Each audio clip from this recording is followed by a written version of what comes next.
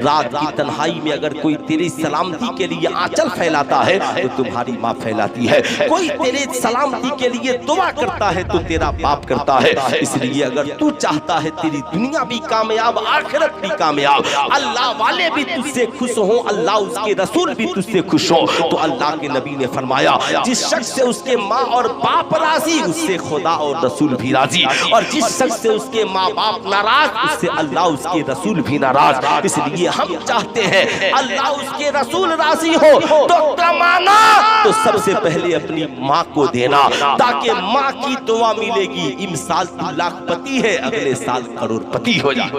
आपने जमाने वालों से ये कहा कि मेरा चाहने वाला पूरी दुनिया में जहां से मुझे पुकारे मैं सुनता भी हूँ और उसकी मदद को पहुँच भी जाता हूँ।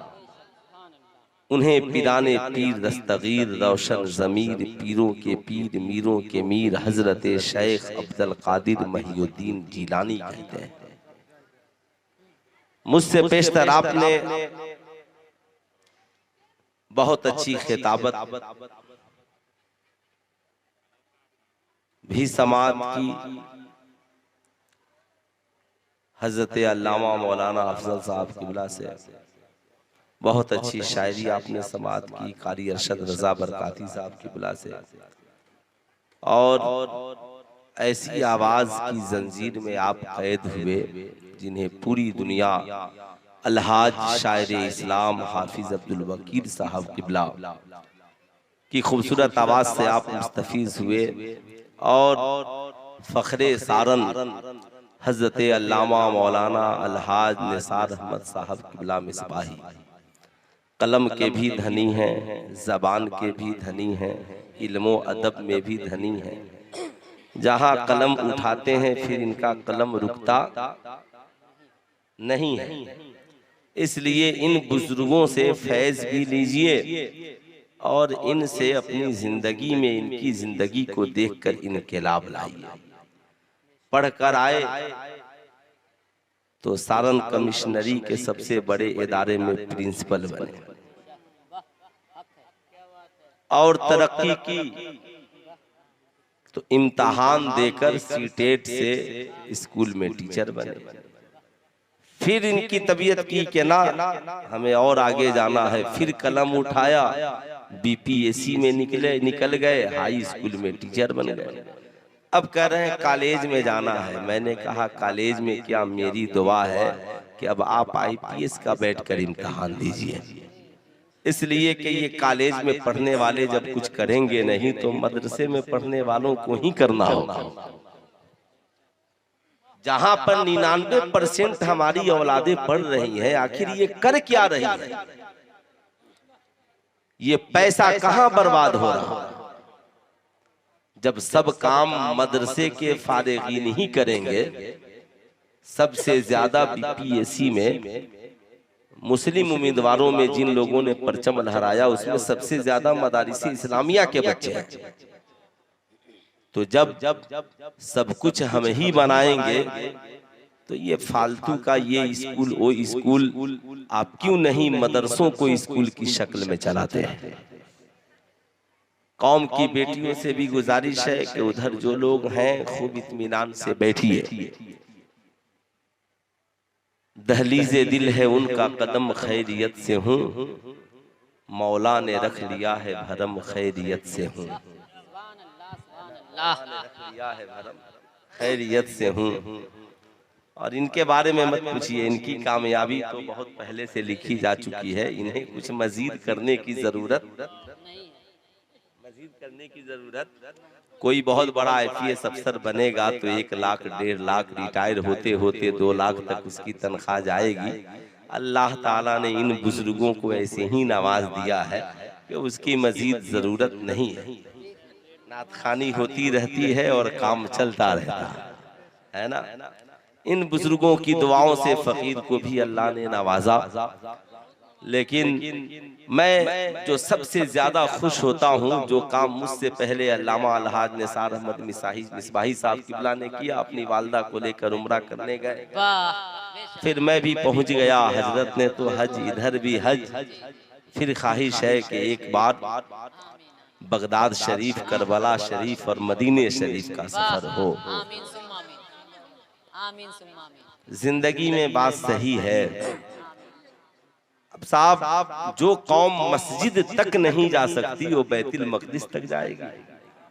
तो सबसे पहला जो मामला है इस कौम को मस्जिद तक पहुंचाना।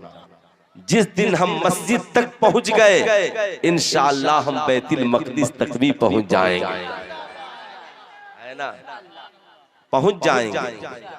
मगर उसके लिए हमें बदलना होगा, मिजाज को बदलना होगा, किरदार को बदलना होगा, इखलाक को बदलना होगा, हमारी सोचें बदलनी होगी। हमारी कौम की बेटियां कहती हैं मौलाना साहब आप लोग तकरीर करके चले जाते हैं, हम लोग जब नकाब पहन के कॉलेज में जाते हैं ना तो बड़ी बेइज्जती होती है। मैंने पूछा क्यों? कहा लोग कहते हैं तुम लोग ओल्ड मॉडल हो, 1400 साल पुरानी जिंदगी जी रही हो, इतना फैशनेबल जमाना आ गया, देखो कैसे कैसे लिबास चल गए। बस तुम मुसलमानों की बेटियां हो, कीमती लिबास पहनाकर तुझे नकाब डाल दिया जाता है।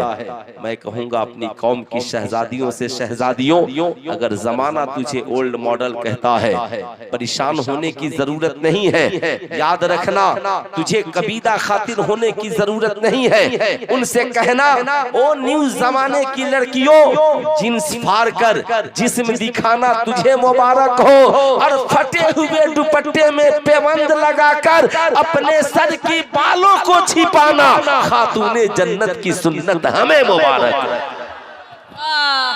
हमें मुबारक, हमें मुबारक हो। हमें ज़मीर बेचकर न्यू फैशन नहीं अपनाना है, हमें किरदार बेचकर न्यू फैशन नहीं अपनाना है, हमें इज्जत का सौदा करके न्यू फैशन को नहीं अपनाना है, हमें किसी की बुलेट और मोटरसाइकिल पे घूमकर न्यू फैशन को नहीं अपनाना है। हम भूखे रह सकते हैं, ज़मीर भी जिंदा रहे, सैयदा खातूने जन्नत का किरदार भी जिंदा रहे, किरदार भी जिंदा रहे। जाहिर सी बात है, मैं आपसे कहूंगा आज मजार शरीफ पे उर्स की तकरीबें होती हैं। सुल्तान रजा अपनी कौम के नौजवानों से पूछना चाहेगा, बगदाद शरीफ हम पहुंचते चादर लेकर, अजमेर शरीफ हम पहुंचते हैं चादर लेकर, बरेली शरीफ हम पहुंचते हैं चादर लेकर, कछौचा शरीफ हम पहुंचते हैं चादर लेकर, साहब देवा शरीफ हम पहुंचते हैं चादर लेकर, याद रखिएगा बिहार शरीफ हम पहुंचते हैं चादर लेकर, हुजूर नेमतुल उलमा की बारगाह में हम पहुंचते हैं चादर लेकर, हाफिज़े मिल्लत की तुरबत पे हम पहुंचते हैं चादर लेकर। ऐ मेरी कौम के शहजादों, तुम अकेले 100 वलियों की कब्रों पे चादरें चढ़ाते हो। सुल्तान रज़ा कहना चाहेगा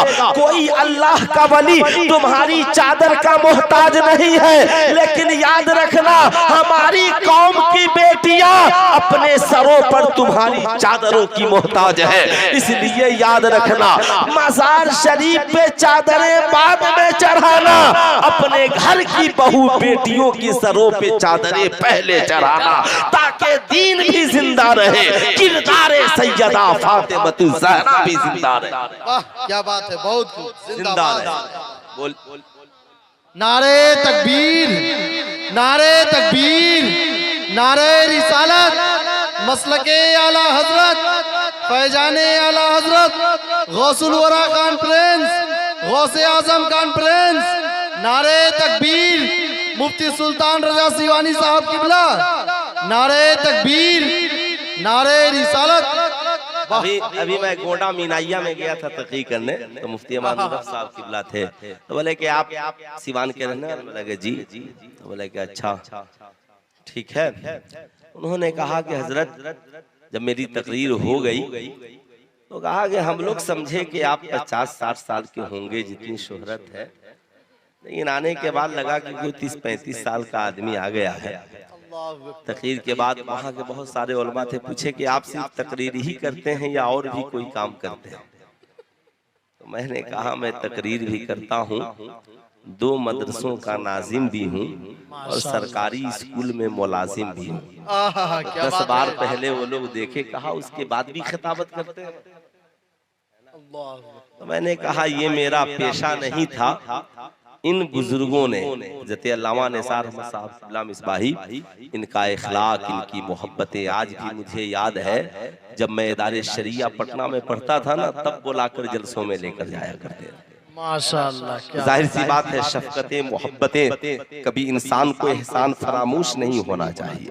जिंदगी में इन बातों को कुछ लोग ऊंचाइयों की मंजिल पर पहुंचने के बाद अपने माजी को भूल जाते हैं और भूल जाते हैं कि हमने हमारे पीछे किन लोगों का हाथ रहा, किन लोगों ने आपके साथ मेहनतें की।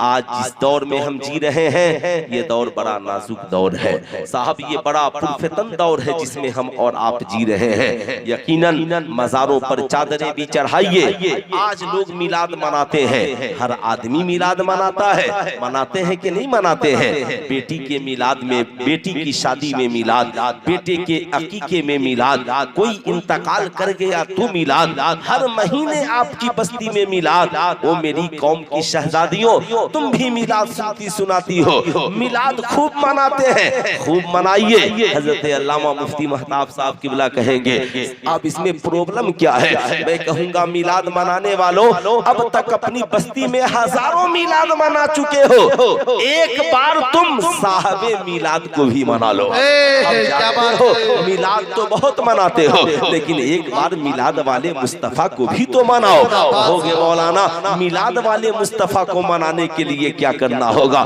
मैं कहूंगा हाँ, मिलाद मनाने के लिए रुदल भाई का टेंट जरूरी है, शामियाना जरूरी है, लाइटिंग जरूरी है, उलमा की जरूरत है, खुतबा की जरूरत है, शोरा की जरूरत है, सामाईन की जरूरत है, और मिलाद वाले को मनाने के लिए नमाज की जरूरत है, रसूलुल्लाह की सुन्नत की जरूरत है, कुरान की तिलावत की जरूरत है, बेटियों को पर्दे की जरूरत है, सीरत फातिमा की जरूरत है। याद रखना, मिलाद मनाने के लिए महफिल की जरूरत है, मिलाद वाले को मनाने के लिए नमाज जैसी बरकत की जरूरत है, चेहरे पे रसूलुल्लाह की सुन्नत की जरूरत। नारे तकबीर, नारे तकबीर, नारे रिसालत, अल्लामा मुफ्ती सुल्तान रजा सिवानी साहब किबला, नारे तकबीर, नारे रिसालत। मिलाद वाले को मनाने के लिए दुरूद शरीफ पढ़िए, नमाज पढ़िए, सच बोलिए, शराब से तौबा कीजिए, जुआ से तौबा कीजिए, जना से तौबा कीजिए, बेहयाई बुराई से तौबा कीजिए, रिश्वत से तौबा कीजिए, बुराइयों को छोड़ दीजिए, अच्छाइयों को अपना लीजिए और साहब पेशानी को खुदा की बारगाह में झुकाने वाला बन जाइए। अल्लाह के नबी फरमाते हैं, अस्सलातु कुर्रतु ऐनी, नमाज मेरी आंखों की ठंडक है। जब मेरी उम्मती का कोई शख्स नमाज पढ़ता है तो मेरी आंखों को ठंडक पहुंचती है।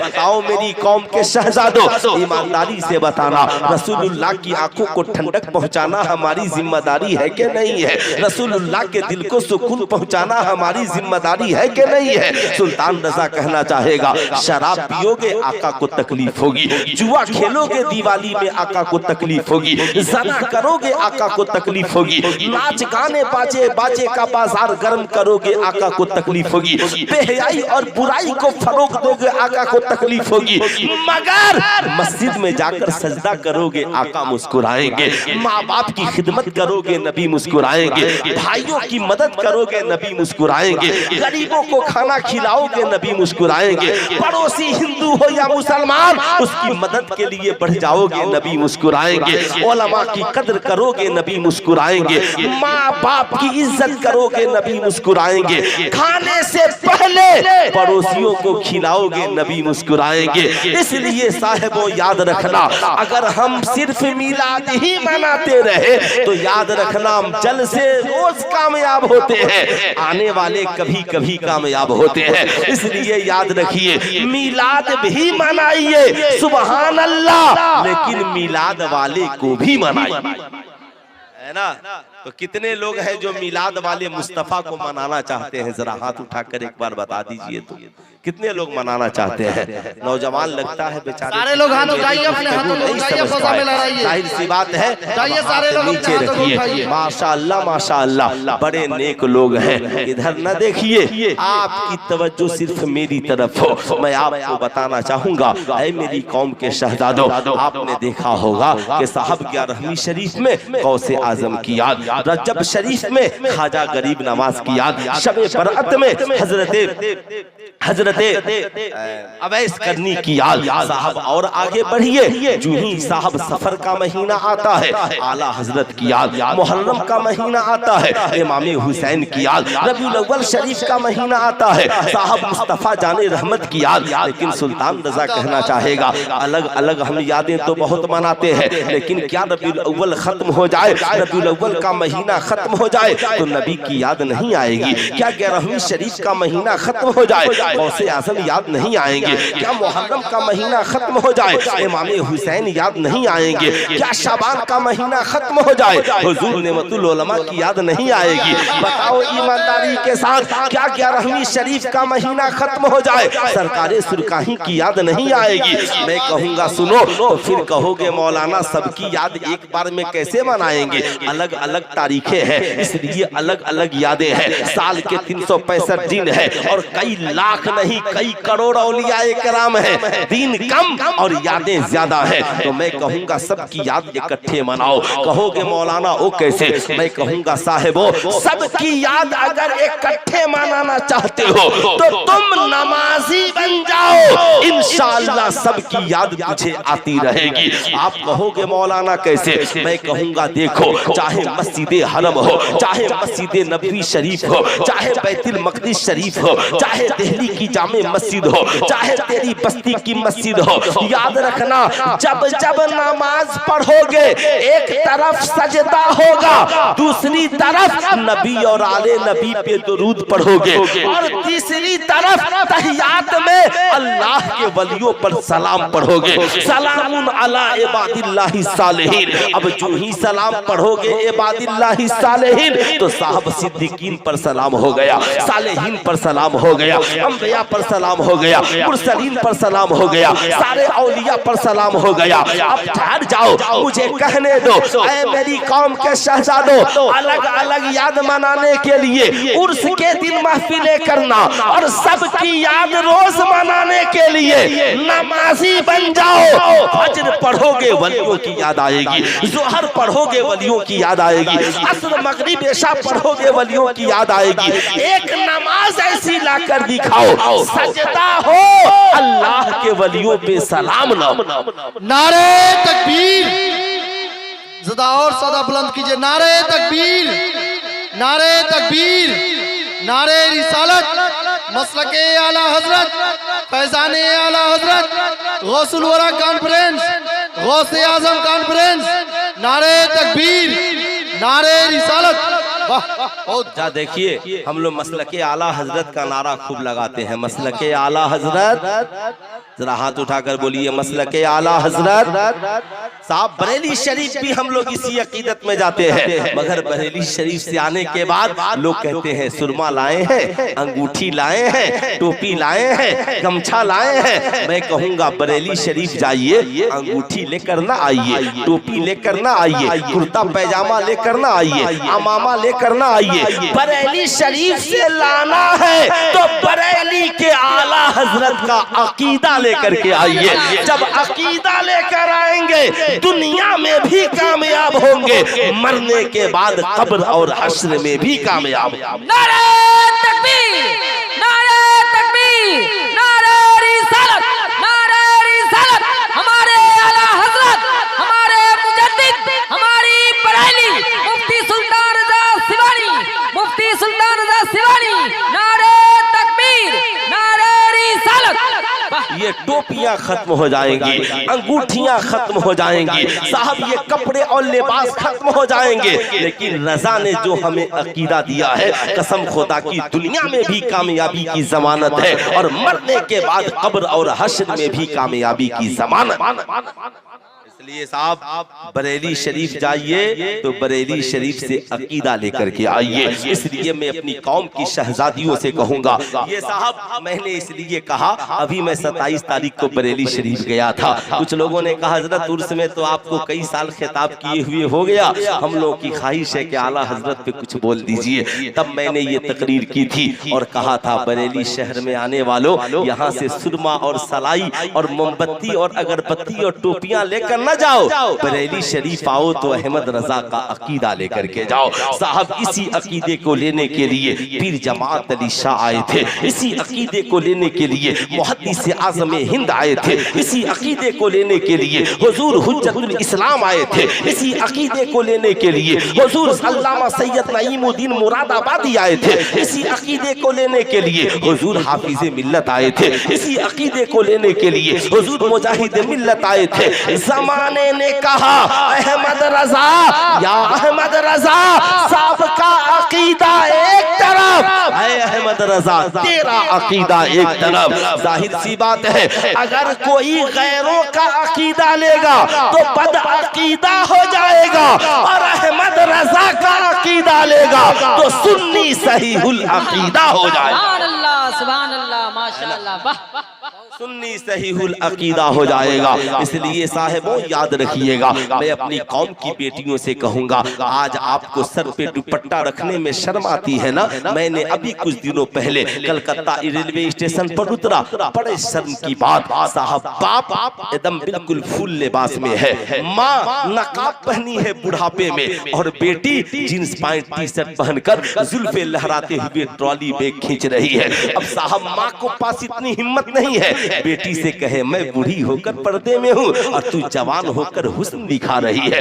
क्या तुम सिर्फ मुहर्रम में फातिहा ही कराती है? क्या तुझे सैयदा खातूने जन्नत की सीरत याद नहीं है? सैयदा फातिमतुल ज़हरा है। अल्लाह अल्लाह साहब मौत का वक्त है, सरकार मौलाए कायनात से अर्ज़गुज़ार होती है, ऐ सरकार मौलाए कायनात मेरे शौहरे नामदार, जब मेरा इंतकाल हो जाए ना तो मेरे जनाजे को दिन में नहीं रात में उठाना, ताकि किसी गैर की नजर फातिमा के जनाजे पे न पड़ सके। अल्लाहु अकबर।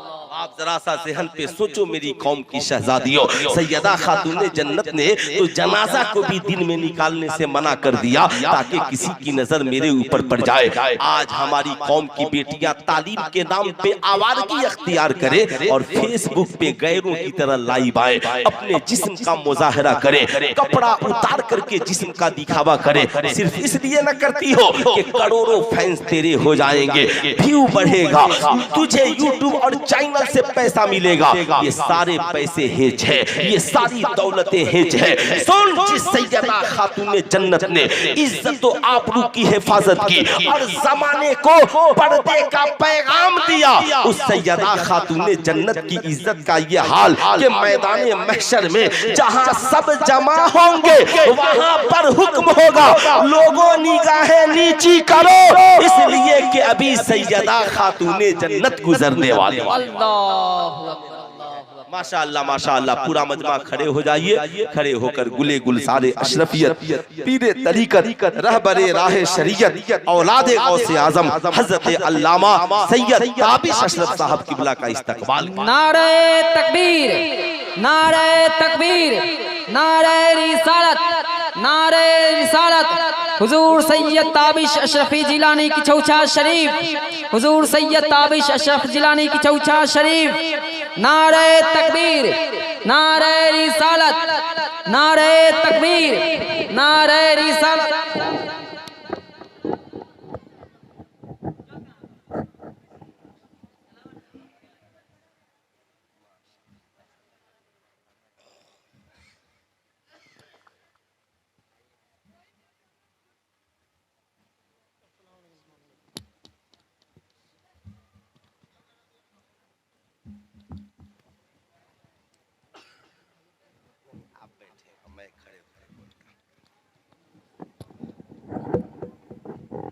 रुदल भाई, अरे खड़ा होगा।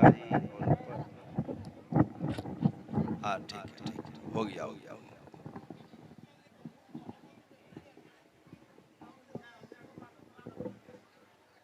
माशाअल्लाह माशाअल्लाह। आप लोग बैठ जाए बेटा, बैठ जाओ जल्दी से बैठ जाओ। माशाअल्लाह बहुत तू हसीन व जमील है, बहुत खूबसूरत है, अल्लाह तुझे सलामत रखे।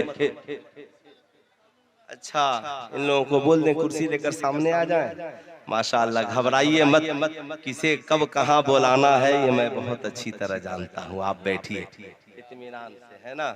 सब आ जाएंगे, सब आ जाएंगे, कोई नहीं बचेगा, सब आ जाएंगे इंशाअल्लाह, जरूर आ जाएंगे, है ना, जरूर आएंगे।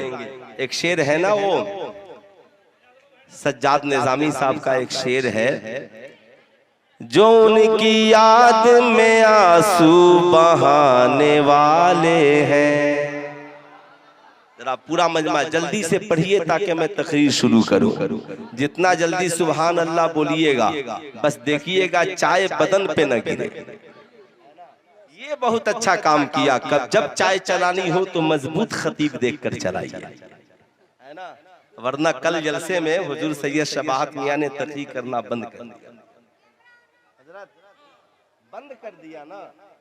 स्टेज पर दो लोग बात कर रहे थे तो उन्होंने खिताबत को बंद कर दिया, कहा लीजिए आप ही लोग तकरीर कीजिए, इसलिए सुनिए चाय चलाइए बाबू, चाय चलाओ, कोई प्रॉब्लम नहीं है। चाय से क्या प्रॉब्लम है, चाय से क्या दुश्मनी है, अब तो सब जानते हैं जो चाय वाला होगा इंशाअल्लाह जरूर तरक्की करेगा, है ना। तो जाहिर सी बात है तरक्की का मेयार। अच्छा एक बात बताइए, पूरा आईसीसी वर्ल्ड कप चल रहा ना भाई, तो चूंकि 10 मिनट फिर मुझे मेहनत करा ही दीजिएगा आप लोग। आईसीसी वर्ल्ड कप चल रहा है, एशिया की बड़ी बड़ी टीमें खेल रही हैं और सबसे सुपर पावर हमारा मुल्क है इस वक्त खेल के मैदान में, है ना। लेकिन हंसिए मत, खुश होने की बात नहीं है। सबसे सुपर पावर मुल्क दुनिया में इस वक्त कौन है मालूम है? अरे मुल्कों में सबसे सुपर पावर मुल्क कौन है? अमेरिका। कौन है? अमेरिका। अमेरिका की कोई टीम है वर्ल्ड कप में? उसके बाद दूसरा मुल्क है रशिया, उसकी कोई टीम है वर्ल्ड कप में? बोलिए, नहीं है ना। तीसरा मुल्क है चाइना, चाइना की कोई टीम वर्ल्ड कप में है? उन्होंने कहा बेटा टेंशन मत लो, तुम बैट बॉल लेके ठुक ठुक ठुक ठुक ठुक ठुक करते रहो और पूरे अपने लोगों को खेल में लगाए रहो, और हम यहाँ मिसाइल बना रहे हैं, हम यहाँ टैंक बना रहे हैं, हम यहाँ बड़े बड़े बोट बना रहे हैं।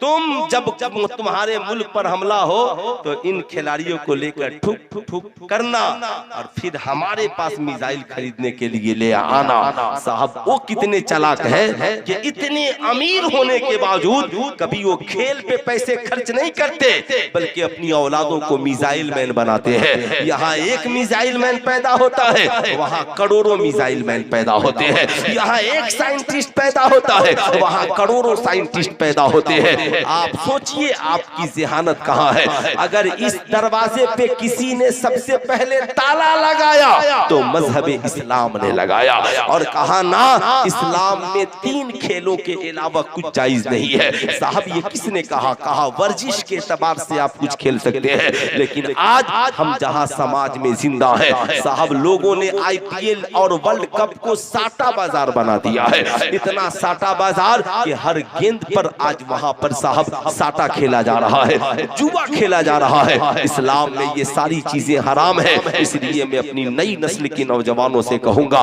बैट बल्ला छोड़िए, कौन कितना विकेट ले रहा है, छक्का लगा रहा है। इस्लाम ने कहा जमाने में तरक्की करना चाहते हो, समाज में इज्जत पाना चाहते हो, वर्ल्ड लेवल पर अपनी पहचान बनाना चाहते हो, तो बैट और बल्ले को नहीं बल्कि कलम को पकड़ने की जरूरत है। जब कलम उठाओगे समाज में अहमद रजा बनोगे, जब कलम उठाओगे मुहद्दिस आज़म हिंद बनोगे, कलम उठाओगे अल्लामा अब्दुल हक मुहद्दिस देहलवी बनोगे, कलम उठाओगे सिर्फ साइंटिस्ट ही नहीं, भारत का बहुत बड़ा missile man APJ Abul Kalam की तरह अजीम शख्सियत बनते हुए नजर इसलिए ये चंद रोजा जिंदगी में न पढ़िए। मैं अर्ज कर रहा था वो बात भूल जाऊंगा। मैं अपनी कौम की बेटियों से खिताब कर रहा था, याद रखना सैयदा खातूने जन्नत ने तो ये कहा था, मगर आज थोड़ी सी दौलत के लिए औरतें अपने जिस्म का मुजाहरा चैनलों पे कर रही है। आज हमारी कौम की शहजादियां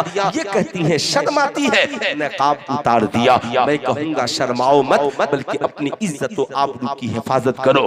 याद रखना, नहीं यकीन तो देख, दुनिया के सबसे पाकीज़ा घर का नाम काबा है और काबे पे गलाफ चढ़ा हुआ है। साहब अल्लाह वाले पाकीज़ा हैं, उनकी मज़ारों पे चादरें चढ़ी हुई है। कुरान सबसे पाकीज़ा किताब है, उस पे गलाफ चढ़ा हुआ है। ऐ मेरी कौम की शहजादियों, तुम दुनिया की तमाम औरतों में पाकीज़ा हो, इसलिए इस्लाम ने तेरे बदन पे भी चादर चढ़ा दिया है, तुझे भी पर्दे में छिपा दिया है। इस्लाम ने सिर्फ तेरे जिस्म की हिफाजत नहीं की, बल्कि इस्लाम ने तेरी आवाज की भी हिफाजत की।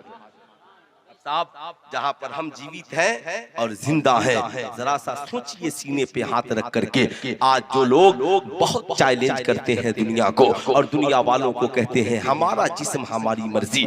आज हमारे कौम के नौजवान भी कहते हैं मौलाना हमारा जिस्म हमारी मर्जी, हम चाहे कान में बाली पहने, हम चाहे हाथ में कड़ा पहने, हम चाहे बाल बढ़ा करके चोटियां लगा ले। मौलाना साहब आपका क्या जाता है? मैं अपनी कौम के नौजवानों से कहूंगा, सुनो सुनो, मेरा क्या जाएगा। हम तो सिर्फ इसलिए दर्द में डूबते हैं कि आप हमारी कौम के नौजवान गुनहगार न बने। हमारी गुफ्तगू आपसे सिर्फ इसलिए होती है ताकि आपके किरदारों कैरेक्टर से अल्लाह उसके रसूल राजी हो जाए। आप ईमानदारी से बताएं मरना है कि नहीं है? मौत यकीनी है, सबको मरना है और असल जिंदगी वही है जो खत्म होने वाली जिंदगी नहीं है। याद रखिएगा, खत्म होने वाली जिंदगी मौत के बाद नहीं है। साहब याद रखें, साहब जो लोग हाथ में कड़ा पहनते हैं, ये कड़ा पहनना सिखों का तरीका है। साहब फ्रेंच कट दाढ़ी रखना ये यहूदियों का तरीका है। साहब बाल बढ़ाकर चोटी लगा लेना ये नाचने और बजाने वाले हिजरों का तरीका है। याद रखिएगा, साहब चुस्त लिबास पहनना ये आवारगी का तरीका है। आप जरा सा सीने पे हाथ रखकर सोचे, अल्लाह के नबी ने फरमाया मन तशब्बह बिकौमिन फहुवा मिनहुम, जो जिस कौम से मुशाबहत करेगा, जिस कौम की शक्ल सूरत को अख्तियार करेगा, मरने के बाद उसका हश्र उसी कौम के साथ हो, उसी कौम के साथ। गौर से सुनिएगा, उसी कौम के साथ। अब जो कड़ा पहनेगा, क्या मरने के बाद सिखों के साथ जाना चाहते हो? बताओ फ्रेंच का दाढ़ी रखे हो, बताओ मरने के बाद यहूदियों के साथ जाना चाहते हो? मैं जानता हूँ आजकल नेकियां करना बड़ा मुश्किल काम है और गुनाह करना बड़ा आसान काम है। जैसे आज हमारी कौम के लिए दाढ़ी रखना मुश्किल काम, दाढ़ी छिलाना आसान काम, अपना घर मस्जिद बनाना मुश्किल काम और अपना घर बनाना आसान काम। याद रखिएगा, आज लोगों के लिए बहुत सारी मुश्किलात हैं। आज साहब इस दौर में हम जी रहे हैं, कैसे किसी नौजवान को कहिएगा ये मेरी कौम के शहजादे हाथ से कड़ा उतार दे? मैं कहूंगा ना ना, मेरी बस इतनी सी गुफ्तगू सुन ले कि मरने के बाद कोई नहीं चाहेगा मेरा हश्र बुरा हो, मैं बुरे लोगों के साथ जाऊं। अगर आप चाहते हो कि मरने के बाद आपका अंजाम आमिना के लाल के साथ हो, आप चाहते हो मरने के बाद आपका अंजाम हुसैन के नाना के साथ हो, आप चाहते हो मरने के बाद आपका अंजाम सरकार गौसे आजम के नाना जान के साथ हो, आप चाहते हो मरने के बाद तुम्हारा अंजाम इन बुजुर्गों के जद्दे आला हम सब के नबी के साथ हो, तो आपको बस एक काम करना है, हाथ में कड़ा पहने हैं उतार दीजिए, फ्रेंच का दाढ़ी रखे हैं तौबा कर लीजिए, चेहरे पे रसूलुल्लाह की सुन्नत को सजाइए, बहाना मत बनाइए कि दाढ़ी रख लेंगे तो तरक्की नहीं मिलेगी। यहाँ एक दाढ़ी वाला साहब कॉलेज में कामयाब, साहब स्कूल में कामयाब, कॉलेज दाढ़ी रखने वाला मदरसे में कामयाब। साहब आप चले समस्तीपुर में, कमिश्नर साहब अल जामियतुल अशरफिया के बेहतरीन पढ़े लिखे मिसबाही है। आप ताज्जुब करेंगे आज भारत में, आज बिहार में, साहब बिहार में पूरा प्रशासगृह सचिव कौन है, हम उसके अकीदे की बात नहीं करते, मगर बताओ उसके चेहरे पे दाढ़ी है कि नहीं है। लोग आज नौजवान धोखा देता है, मौलाना साहब दाढ़ी रख के कॉलेज में कैसे जाएंगे, क्या वो आईपीएस अफसर नहीं है, इतने ऊंचे पोस्ट पर है मगर चेहरे पर दाढ़ी है। ए मेरी कौम के नौजवानों सुनो, हजरत मूसा अलैहिस्सलाम की कौम पर अजाब का नुज़ूल हुआ। एक बस्ती में सब मार दिए गए मगर एक बहरूपिया था जो जो जो हजरत मूसा पे ईमान नहीं लाया था, मगर उनकी तरह दाढ़ी रखता था, उनकी तरह लिबास पहनता था। सब मर गए मगर वो बच गया। हजरत मूसा ने पूछा मालिक को, मौला क्या बात है, ये क्यों बच गया? रब्बे कदीर फरमाता है मूसा मूसा अजाब का नुज़ूल हुआ, सबको मार दिया गया मगर इसने तेरी सूरत की तरह सूरत बना ली है, इसलिए रब्बे कदीर को ये गवारा न हुआ जिसका चेहरा मूसा के चेहरे से मिलता हो, जिसका लिबास मूसा के लिबास से मिलता हो, उस पे अल्लाह अजाब उतारे। ऐ लोगों, अगर मूसा की तरह कोई लिबास पहन ले, हजरत मूसा की तरह कोई सूरत बना ले तो उसे अल्लाह अजाब नाजिल नहीं फरमाता। अगर हम सब रसूलुल्लाह की सूरत की तरह सूरत बना ले, नबी की सुन्नत को सजा ले, जब मर कर कब्र में जाएंगे फरिश्ते देख कर कहेंगे सवाल क्या करते हो, चेहरा बता रहा है आशिके मुस्तफा, चेहरा बता। अल्लाहु अकबर, अल्लाहु अकबर, या रसूलुल्लाह, या रसूलुल्लाह, जिंदाबाद, जिंदाबाद, जिंदाबाद, या रसूल, या रसूल, या रसूल, या रसूल, अल्लाहु अकबर, या रसूल। कम से कम 10-20 नौजवान इस मजमे में है जिन्होंने हाथ में कड़ा पहना है। आपसे मेरी मुअद्दिबाना गुजारिश है अभी कि आप कड़ा उतार लीजिए और अपने अपने जेब में रख लीजिए, घर ले जाकर माओ बहनों को दे दीजिएगा। चांदी की होगी तो वो बेच लेंगी, आज के बाद मत पहनिएगा।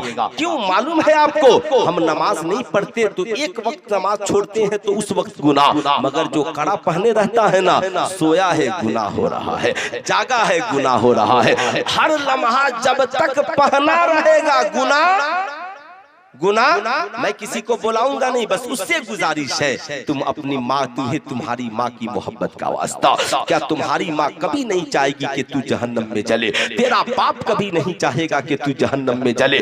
मालूम है आपको, आपने माँ बाप को बहुत कमजोर समझ लिया है, हमने माँ बाप को वो नहीं समझा जैसा समझने का हक है। आप कहेंगे मौलाना वो कैसे? मालूम है आपको, आज हम जिस समाज में जीवित और जिंदा है, आज यहाँ पढ़ी लिखी हमारी कौम की बहुएं कहती हैं, बेटियां कहती है मौलाना साहब मेरा शौहर कमा रहा है तो मेरी हुकूमत चलेगी या माँ बाप की, सास ससुर की हुकूमत चलेगी? सुनिएगा गौर से, क्योंकि आज पढ़े लिखे लोग ये समझते हैं कि मैं कमा रहा हूं तो मेरी बीवी खाए, मेरे बच्चे खाएं, माँ बाप को तो हम बस थोड़ा सा, बुरा ना मानिएगा, सदका निकाल के देते है ना। और कितने लोग तो वो भी नहीं देते हैं, वो भी नहीं देते।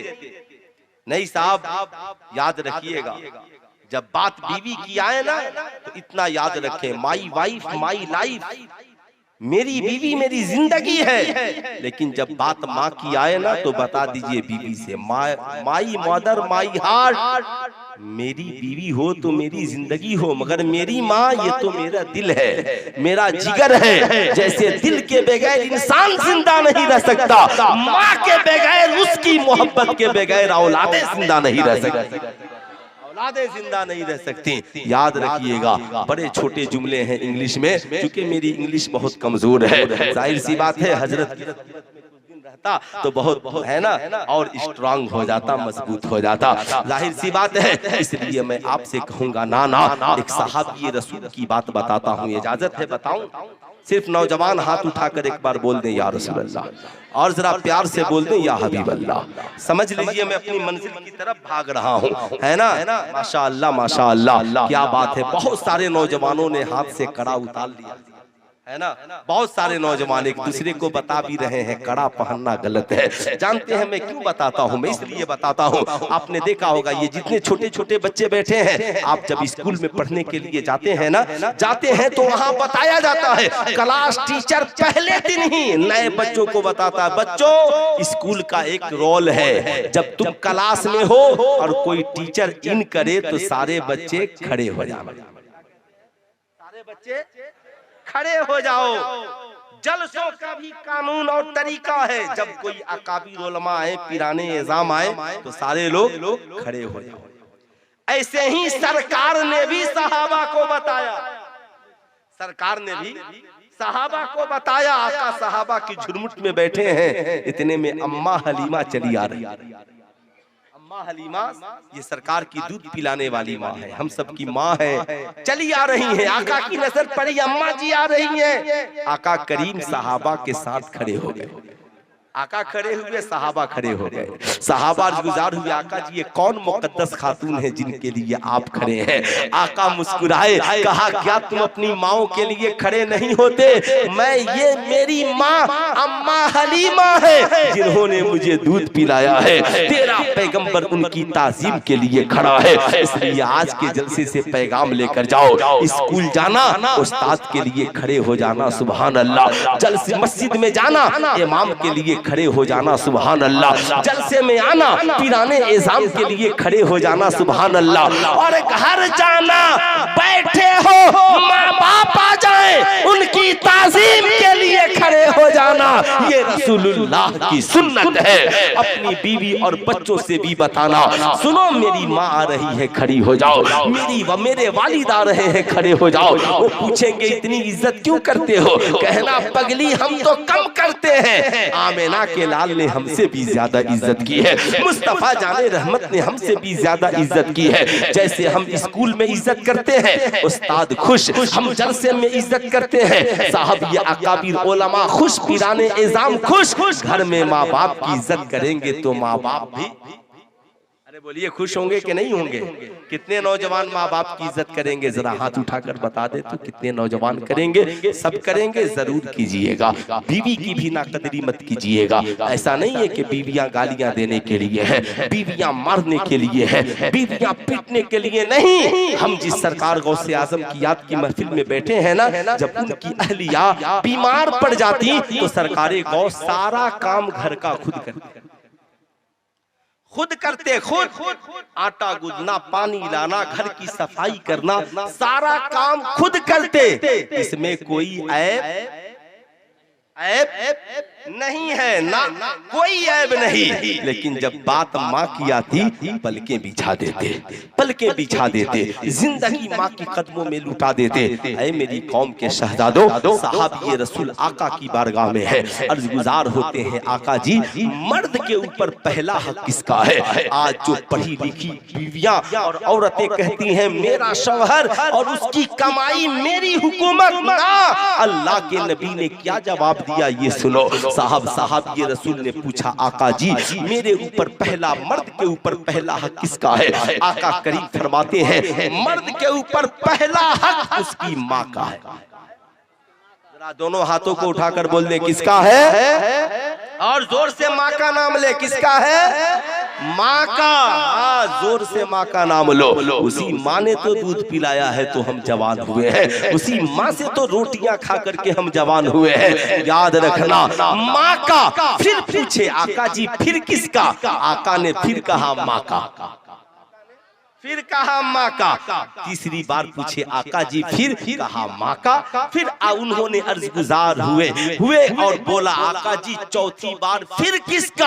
आका ने कहा बाप का। अब साहब याद रखिएगा, आका ने 3 बार माँ का जिक्र किया, 1 बार बाप का जिक्र किया। आला हजरत अजीमुल बरकत सरकार से पूछा गया, हुजूर ये बताया जाए, ये हमें समझाया जाए कि मर्द कमाए तो क्या करे? आला हजरत का जवाब सुनो, फरमाते हैं 100 रुपए कमाए तो 75 माँ को दे दे और 25 बाप को दे दे। इसलिए कि आका ने 3 बार माँ का जिक्र किया है और 1 बार बाप का जिक्र किया है। 100 को 4 जगह बांटोगे तो 75 माँ का हिस्सा बनता है और 25 बाप का हिस्सा बनता है। समझ गए बात।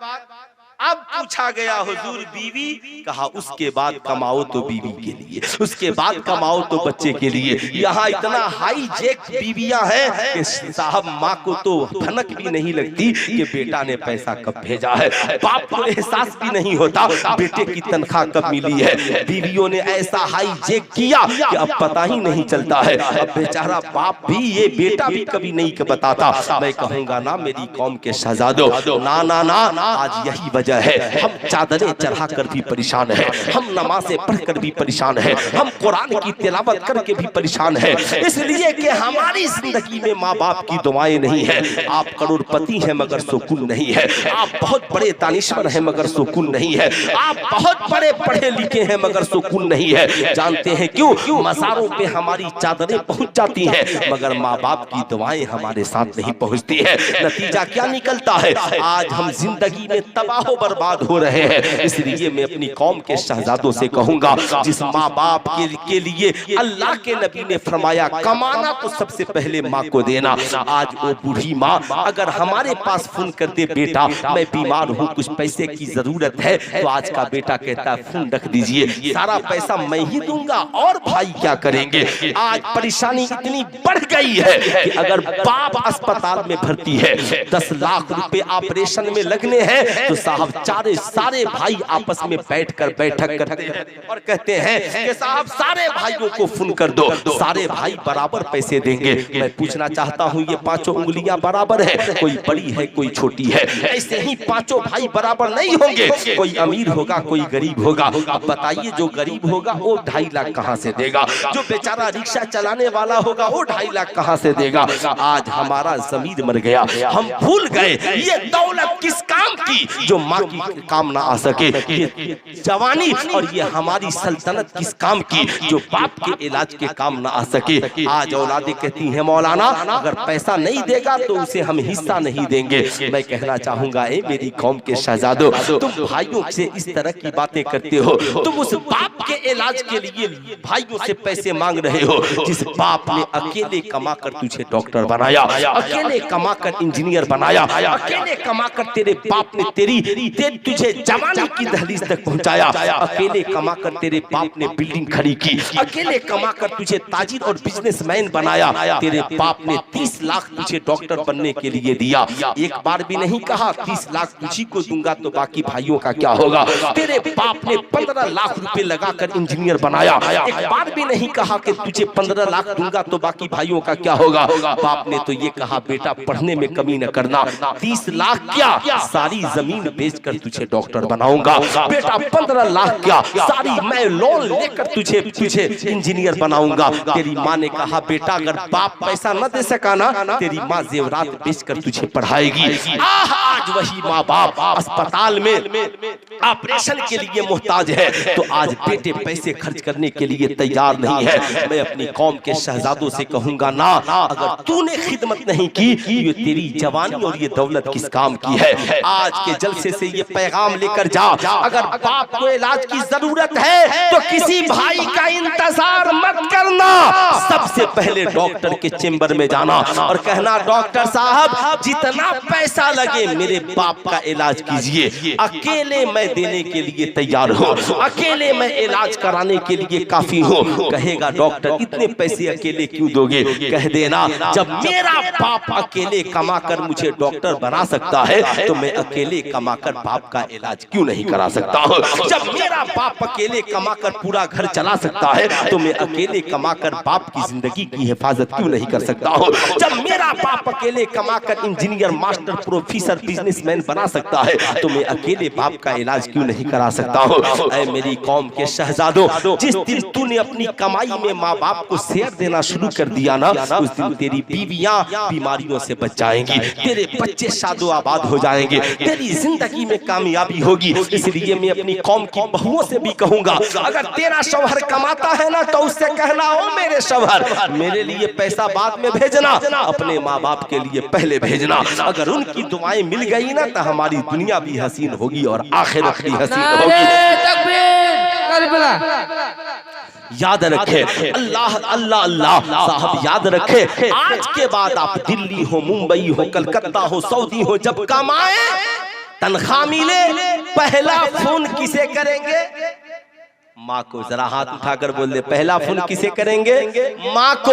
अम्मी जान मुझे तनख्वाह मिल गई है। बोले कितने पैसे की जरूरत है, क्या मैं आपकी खिदमत कर सकता हूँ? बोले अब्बा के इलाज के लिए क्या चाहिए? माँ का कलेजा मचल जाएगा। माँ खुश होगी, तेरे लिए दुआ करेगी, तेरे बाप से कहेगी बेटे का फोन आया था। जानते हो ना बाप कितना दिलदार होता है। बाप कहता है सुनो बेटे से कह देना सारा पैसा हमें ना भेजेगा, अपने बीवी बच्चों को पहले देखेगा और हमें जरूरत के लायक भेज देगा। साहब सारी दुनिया तेरी कमाई खाकर सो जाती है, रात की तन्हाई में अगर कोई तेरी सलामती के लिए आंचल फैलाता है तो तुम्हारी माँ फैलाती है। कोई तेरे सलामती के लिए दुआ करता है तो तेरा बाप करता है। इसलिए अगर तू चाहता है तेरी दुनिया भी कामयाब आखिरत भी कामयाब, अल्लाह वाले भी तुझसे खुश हो, अल्लाह उसके रसूल भी तुझसे खुश हो, तो अल्लाह के नबी ने फरमाया जिस शख्स से उसके माँ और बाप राजी उससे खुदा और रसूल भी राजी, और जिस शख्स से उसके माँ बाप नाराज उससे अल्लाह उसके रसूल भी नाराज। इसलिए हम चाहते हैं अल्लाह उसके रसूल राजी हो तो कमाना तो सबसे पहले अपनी माँ को देना, ताकि माँ की दुआ मिलेगी। इस साल तू लाखपति है, अगले साल करोड़पति हो जा।